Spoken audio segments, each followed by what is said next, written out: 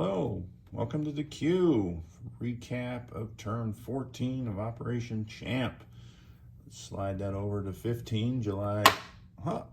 We slid it right onto the floor there. All right, that's not really the floor, but all right, am I right there? Nope, that's where it was.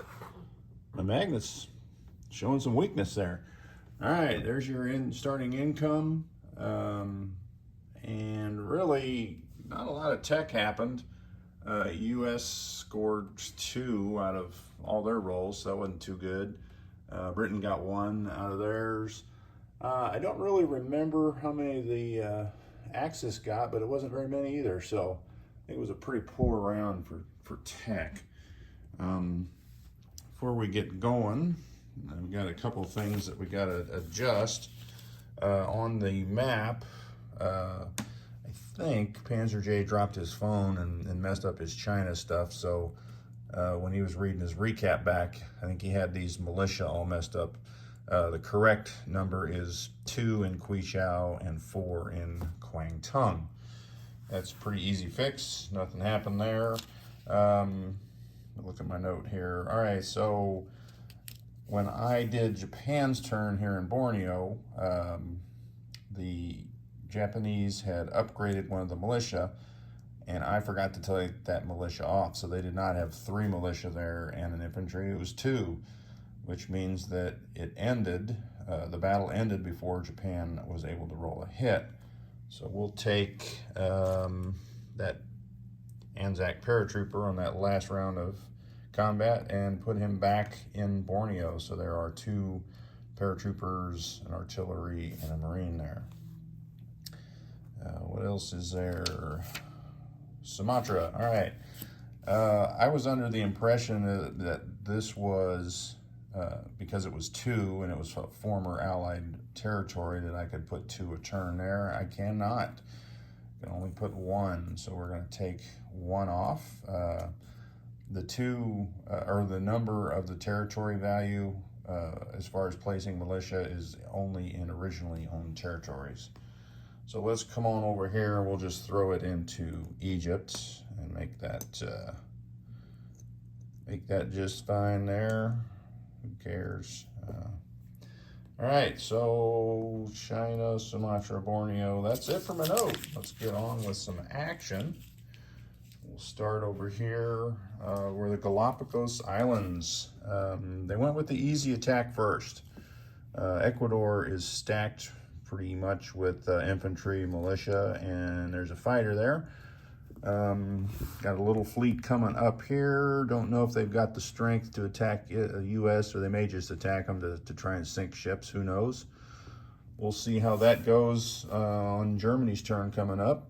But I expect in turn 15, Ecuador to be relieved of Axis command.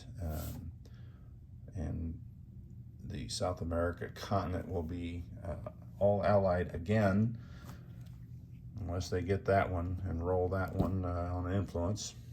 And we're still fighting in South America. Convoy action, U.S. got dinged for 5 again in that sea zone. And in the Northland, no convoying, but the German subs did move out and are menacing the Atlantic. One other sub that was up in Sea Zone 12 was dealt with harshly by Royal Air Force. Europe, no action. And on the Eastern Front, very little action, mainly because last turn so many units were destroyed. Germany did not make a single attack. They just refortified their positions. And Russia made, well, they made 1 walk-on there in eastern Poland, and then I don't know what that next one is up. Let's see, Lubenski, is that what that one is? Yeah, there was a big battle there. There was some German units there. So Russia did clean up there. But it didn't pan out so well in the east as German paratroopers took the factory in Novobrinsk and now are surrounded by militia. So that was a joint effort with Japan landing there in Kobdo, that gave the German transport plane a landing spot. Then the Russians came over with a tactical and cleaned up that shop. In the African zone, well, I guess there was a convoy down here for 2 by that German sub. There was a naval battle here in C-Zone 122, and it did not go my way. You'll see that Japanese marker, and this is what's on there. Quite a big, large force. We had Java fall, and the destroyer that brought down the infantry, the submarines came out, took it out. Borneo fell on the British turn. And China, they actually got into Hong Kong there, and that was a pretty tight battle there. And we're able to take back Shantung as I knock stuff over. They took it back last turn, the CCP took it this turn, and then KMT took it back again. So might be a running battle this game. First one to enough territories, which I think it's 13. When you reach that amount, you get that glorious, trying to think what it's called, you actually become a world power. So not just a minor power, so major power, that's what it is. Silly me. All right, in the Sea of Japan, there was some action. They came out and they took out a Japanese fighter on maritime air patrol. The U.S. Navy, the bulk there sitting on that chart, went on the other side of Japan and cleaned up, what was there? Oh, it was a light carrier and a fighter. And I think those two were just put there to keep the U.S. fleet from moving further south. Not sure that they would have anyway, but either way they couldn't. U.S. forces did land on mainland Japan in Hokkaido. So we'll see what Japan does with that next turn. They're going to have to do an amphib to get to that place. It is an island up there, and there are no Marines in Honshu. So amphib or nothing. Any other action? Oh, U.S. did a convoy here. Took 5 off Japan. I didn't mark it, but this strategic bomber came down here and bombed the Marshall Islands, just a little carpet bombing, which almost never works.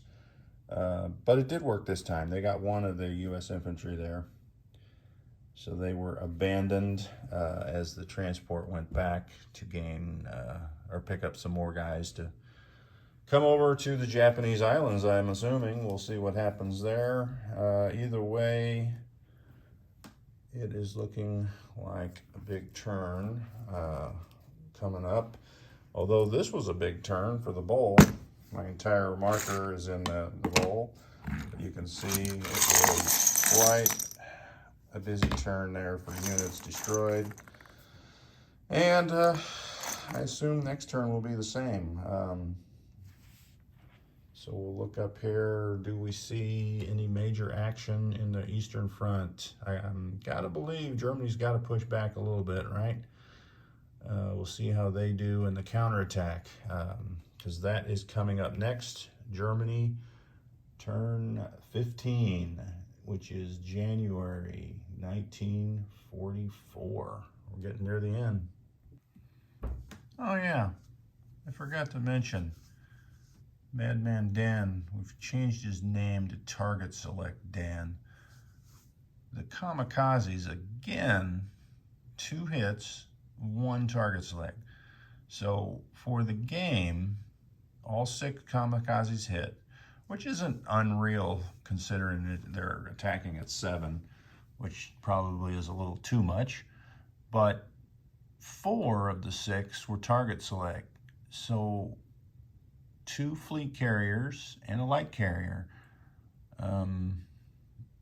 You know, usually you'll go a whole game with all 6, and you'll get 5 or 6 hits. You know, if you're unlucky, 4 of 6 hits, and you might get 1 target select in a game.